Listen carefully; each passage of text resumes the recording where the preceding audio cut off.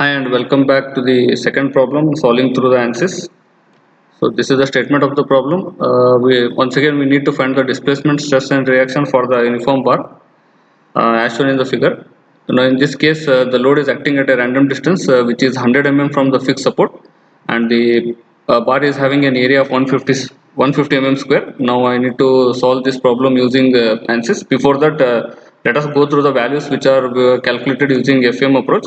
So these are the values we have calculated in FEM approach. At node number 1 the displacement is 0 because it is completely constant, and at node number 2 I have a value of 100 into 10 to the power of minus 3 mm, and at node number 3 also it is 100 into 10 to the power of 3 because it's free end, and whatever the displacement which is there in the first portion, the same displacement will be there in the second portion, therefore same value.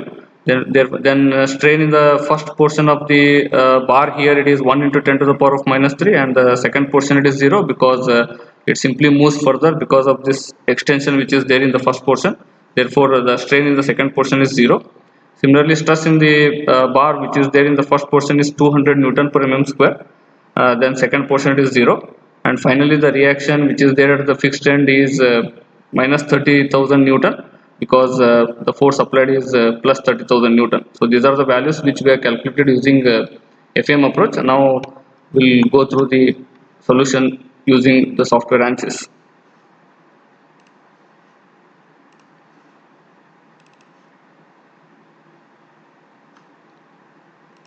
Okay, using the same thing, let us start with the preference. So once again, this is structural analysis. Therefore, I need to select the structural. Okay.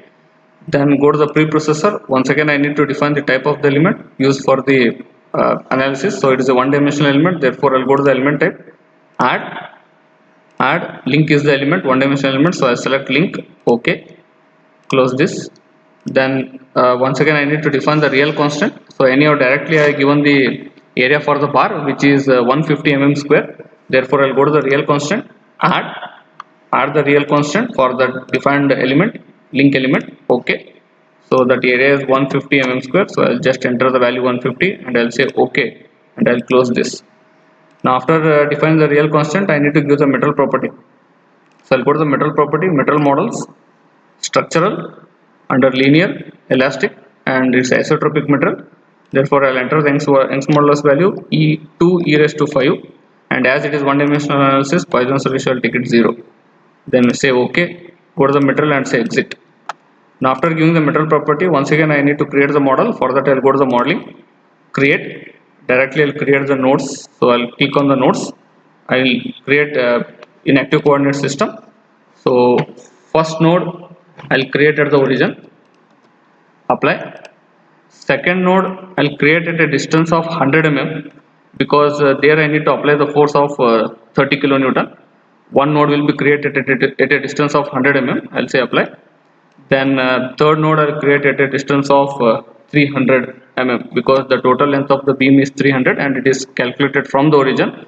Therefore the third node is at a distance of 300 mm. This is the last node, therefore I'll say OK. Now these are the three nodes which are created. Now I need to create the element between the nodes. So I'll go to the elements. So element under element, click auto numbered through nodes.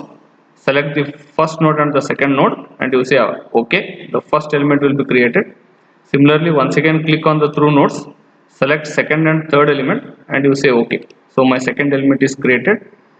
Here I have two elements, that is between node number 1 and 2 I have one element, and between node number 2 and 3 I have another element. There are two elements here. So after creating the elements, I need to give the boundary condition as well as the application of the force. Therefore I'll go to the loads, define loads, apply, structural, displacement.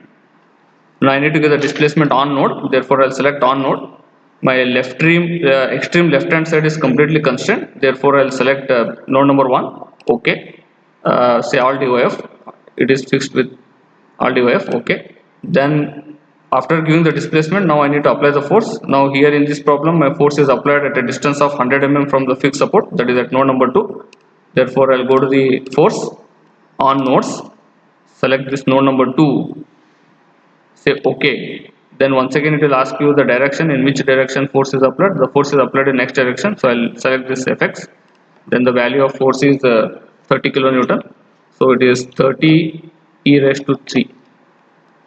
Give that value and say OK. So this is the force of 30 kilonewton which is applied. Therefore, after this, now my problem is ready to solve. Therefore, I'll minimize all my preprocessor section. Now I'll come to the solution. Under solution, solve current ls, and I'll say OK.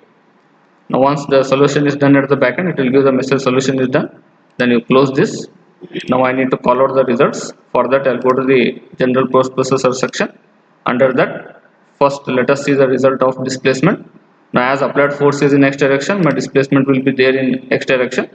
Therefore, least result, nodal solution, DYF solution, x component displacement, and I'll say OK. Now this is the displacement in x direction. I have displacement at node number 1 is 0 because it is completely constrained.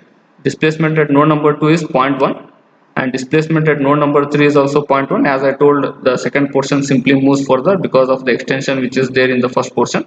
So these are the three displacement which are there at node number 1, 2, 3. Now after this, I need to check the results of stress and strain. For that, you need to create the element table. Go to the element table, define table, add, then pull this down, select by sequence number, select this ls, give the number 1. This is the first result I am calling. Say apply. Then once again pull this down, go to the by sequence number, LEPL, take the number 2. OK. So these are the two results I have called out. Close this. Once again come back to the list result, go to the element table data, then you select ls and LEPL and you say OK.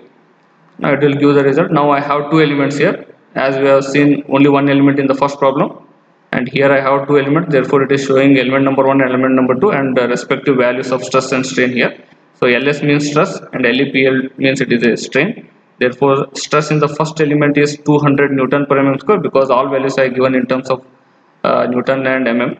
Therefore, my stress will be in terms of Newton per mm square. It is 200 Newton per mm square, and strain, it is of unitless, which is 0.1 into 10 to the power of minus 2, which is there in the first element. Similarly, when I come for the second element, the stress is also 0 and the strain is also 0.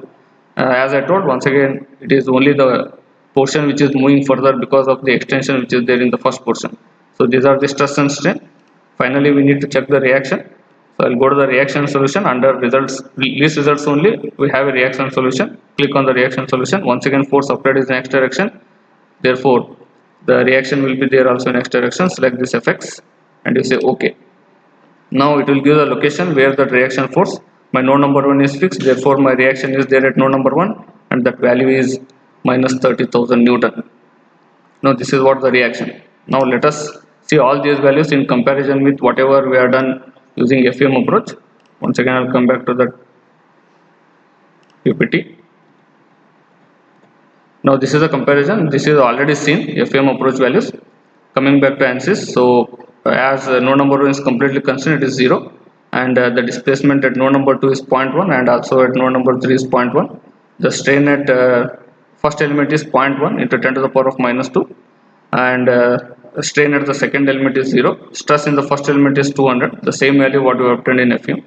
Then stress in the second element is 0. Then the reaction is also minus 30,000 because applied force is plus 30,000. Thank you for watching.